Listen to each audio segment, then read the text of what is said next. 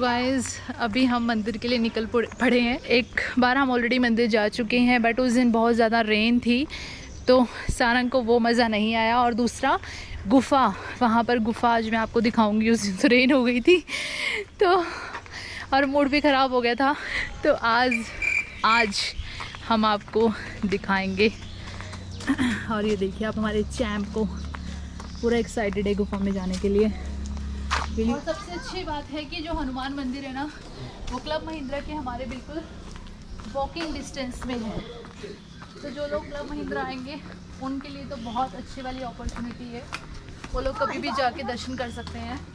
लोग दूर दूर से आते हैं यहाँ दर्शनों के लिए, बट आप लोग घूमने के बहाने मंदिर जा सकते हो।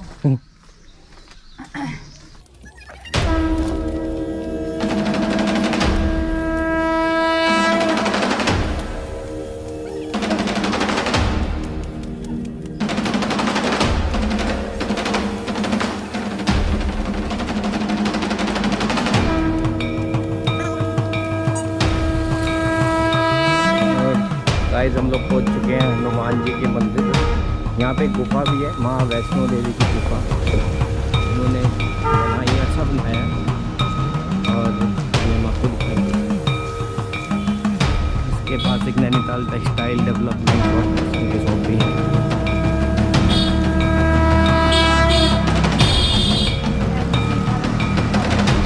नन्नू शूज वहाँ निकालना है बेटा। आप देखो पहले सॉक्स उतारो, सॉक्स उतार दो, गंदी हो जाएगी सॉक्स। इसको सॉक्स पहन के और ये है हनुमान।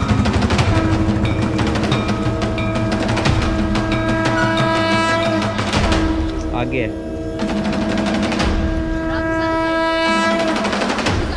ये वो गुफा का व्यू है। हम लोग वहाँ से जाएंगे गुफा, यहाँ से आके इधर को आके यहाँ पे पुल है, ये वाला पुल, फिर यहाँ से गुफा में अंदर, फिर ये अंदर को जाएगी, फिर वहाँ से नीचे।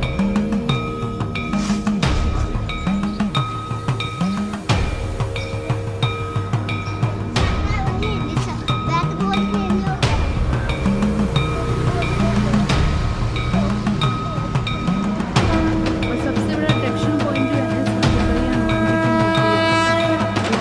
दूर से भी देख सकते हो। और जब हम लोग भी वहाँ पर आ रहे थे तो हमने दूर पहाड़ी से इस मंदिर को देखी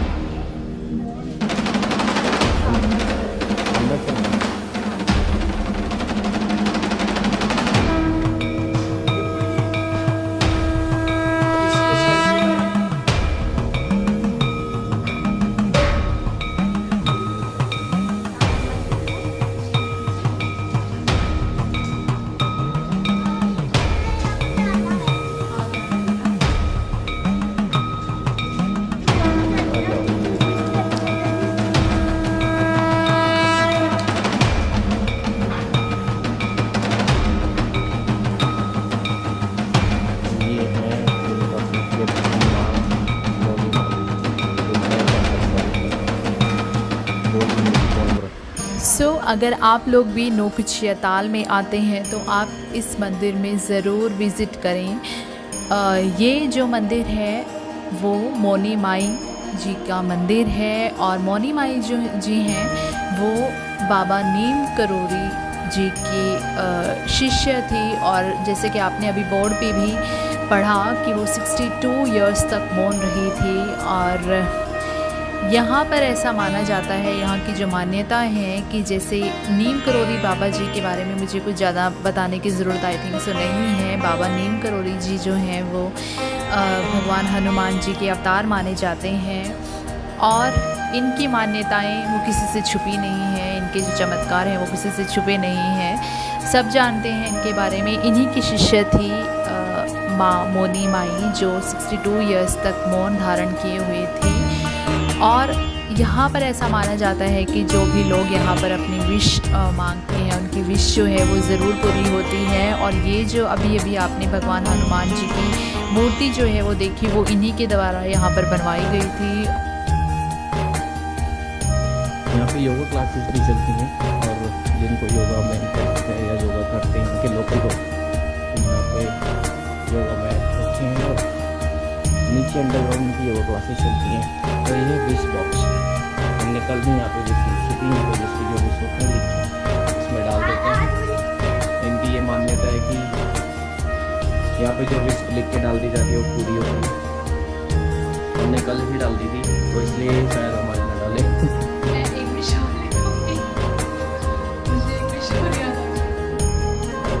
यहाँ पे थाली में खाना लेना है, खाना है जैसे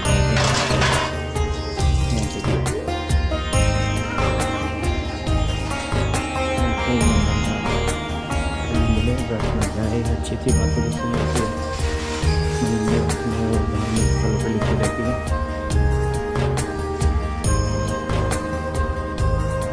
ये है खाना जाए हलवा, नीचे बैठने का बहुत अच्छा प्रबंध है।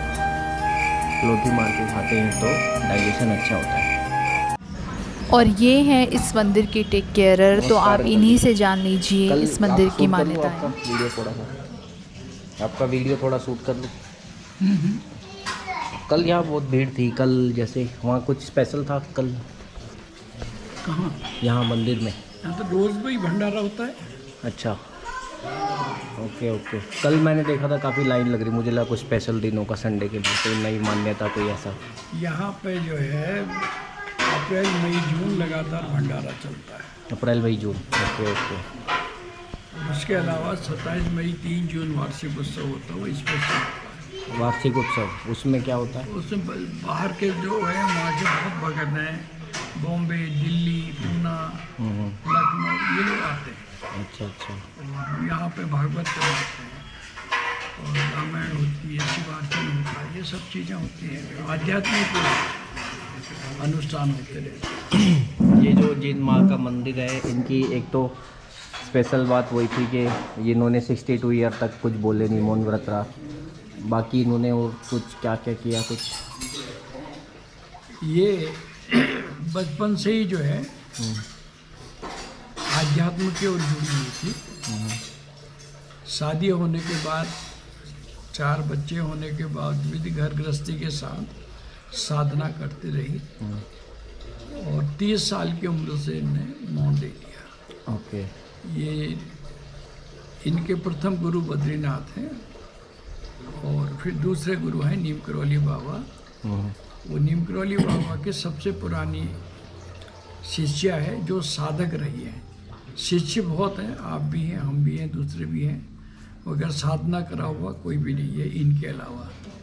तो ये 62 साल मौन रही, स्लेट में लिख के देती थी, लोगों में आध्यात्म जगाती थी और आध्यात्म की ओर बढ़ने को कहती थी। परिवारों के सुख शांति और वो जो है आपका संस्कृति अपनी उस पे ध्यान देने को कहती थी। अच्छा, तो वो यही उसका चलता था। तो वो जगह जगह भागवत कराना, जगह जगह आपका सत्चंडी और दूसरे अनुष्ठान कराना, ये करती थी वो। अच्छा अच्छा। आपका हनुमान सेतु में लखनऊ में 2 दफ़े उनने ये भागवत करवाया है। ओके। और उसके बाद वृंदावन में जो है महाराज के लड़कों को ही जजमान बना के 108 भागवत 2 दफ़े करवाए। ओके। नैनीताल हनुमानगढ़ी में सचंडी करवाई। तो वो कहती थी अपने गुरु स्थान को जो है जागृत करने के लिए, ताकतवर बनाने के लिए अनुष्ठान वगैरह जरूरी होते हैं। तो अपने गुरु के हिसाब से चल के वो उत्तराखंड की मीरा आज उनको कहा जाता है। उत्तराखंड की मीरा आजम। तो वो जो है कृष्ण इसके इष्ट थे।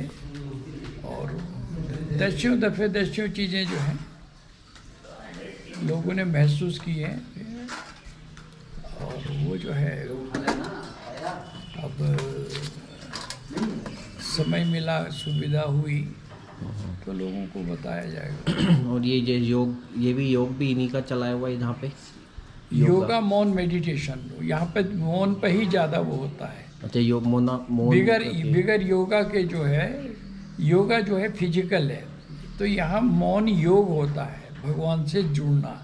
ओके। उसे योग बोलते हैं। रामदेव जो बताते हैं वो है योगा, वो फिजिकल योगा है। हाँ, तो योगा जो करते हैं, योगा करने के बाद जो है ध्यान वगैरह में लोग जुड़ते हैं तो उसमें जो है कंसंट्रेशन जल्दी होता है। तो मौन मेडिटेशन यहाँ होता है। वो कहती थी मानव की 80% शक्ति जो है बोलने में खर्च होती है।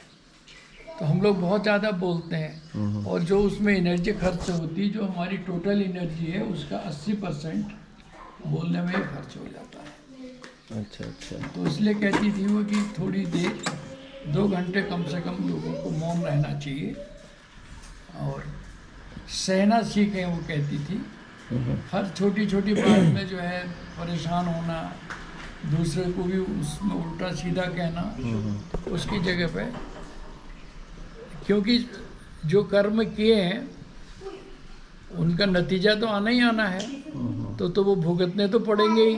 तो कह रही थी उनको सह लो और उनको ख़त्म कर लो। तो उनका कर्म योग भी जो है एक अपना योग का ही वो था। तो पुनर्जन्म होने पे फिर जो है उन सब चीज़ों से छुटकारा मिल जाता है और फिर इस लाइन में लगने से उससे फिर आप लोगों को जो है ये मोक्ष की ओर बढ़ जाते हैं और मोक्ष प्राप्ति होती है। ठीक है। धन्यवाद अंकल जी आपका बहुत बहुत, ये ज्ञान देने के लिए और इनके बारे में बताने के लिए। हम ये वीडियो यूट्यूब पे डालेंगे और लोगों को और पता चलेगा इस बारे में। ये जो है जब नीम करौली महाराज सबसे पहले नैनीताल आए तो उसमें हरदास बाबा, जीवन बाबा और माँ ये लोग जुड़े रहे। तो वहाँ पे इसकी सफाई जो है माँ करती थी। और माँ जो है गुरु भक्ति उनकी इतनी थी, इतना वो सेक्रीफाइस था कि नैनीताल से 13 किलोमीटर कैंची वो पैदल जाया करती थी रोज़ाना। सुबह 4 बजे उठ के और ठंडे पानी से नहाती थी। साधना मतलब उन्होंने करी थी बहुत। साधना के बारे में जो है लोगों को इस किताब में भी है। अच्छा। उसके बारे में फिर बताने के लिए आगे भी है। आपका नाम क्या है? मेरा नाम गजेंद्र सिंह बिष्ट है। मैं यहाँ पे जो है यहाँ के देखभाल करता हूँ। कितने टाइम से आप यहाँ इनसे जुड़े हैं? 20-21 साल से। 21 साल से जुड़े। चलो, बहुत अच्छा लगा आपसे मिलके। धन्यवाद आपकी। आप कहाँ से हैं? हम सहारनपुर से हैं, उत्तर प्रदेश। अच्छा। हमने लखनऊ में भी भागवत करवाया है। अभी वहाँ पे हनुमान सेतु के पास ही खाटू श्याम में करवाया। हनुमान सेतु में जगह नहीं थी। ओके, खाटू श्याम में। ठीक है अंकल जी, आपसे मिलकर अच्छा लगा। अभी हम लोग जो है यहाँ पे सर आशीर्वाद लो, जाओ उधर पैर छो, उधर से बेबी।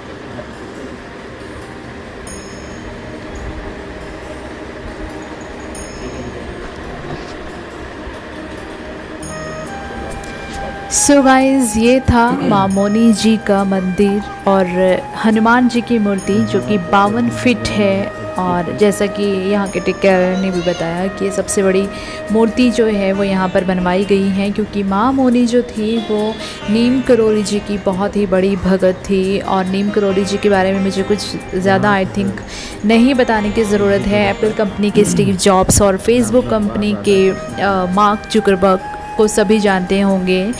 और कि कितना चमत्कार जो है हुआ था जब वो लोग यहाँ पर नीम करोली जी के दर्शन के लिए आए थे। तो उन्हीं की शिष्य थी माँ मोनी माई। और जिस तरीके से नीम करोली जी के चमत्कार सभी जगह सबसे छुपे नहीं हैं, वैसे ही माँ मोनी माई जी के यहाँ जो भी सच्चे मन से विश लेकर आता है उनकी विश जो है वो ज़रूर पूरी होती है। तो आप लोग भी जब यहाँ पर आएँ तो माँ मोनी जी के दर्शनों के लिए ज़रूर आएँ। बहुत ही अच्छा मंदिर है, बहुत ही पॉजिटिव वाइब्स आती हैं यहाँ पर। तो और माँ मोनी माई जो थी वो 62 इयर्स तक मौन रही थी, इसलिए उनका नाम माँ मोनी माई पड़ा। और इसके बारे में भी एक छोटी सी कहानी है कि जब माँ मोनी माई जो थी वो नीम करोली जी की शिष्य थी, तो एक बार नीम करोली जी ने माँ मोनी माई को ऐसे बोल दिया कि आप बहुत ज़्यादा बोलते हो। और जब से उन्होंने मौन धारण कर लिया, क्योंकि ऐसा माना जाता है कि हमारी 80% जो है वो पावर बोलने में ही खर्च हो जाती है। तो बहुत ही अच्छी वाइब्स आती है यहाँ पर आकर।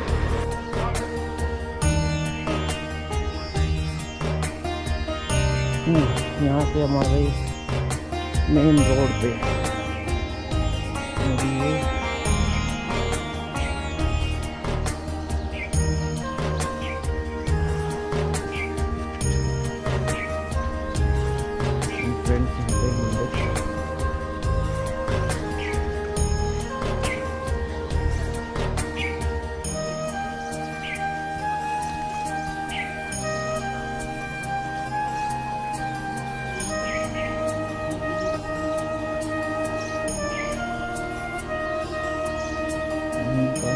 लग रही है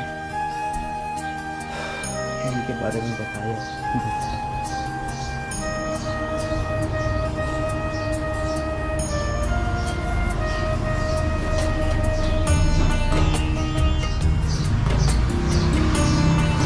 माँ का शेरावाली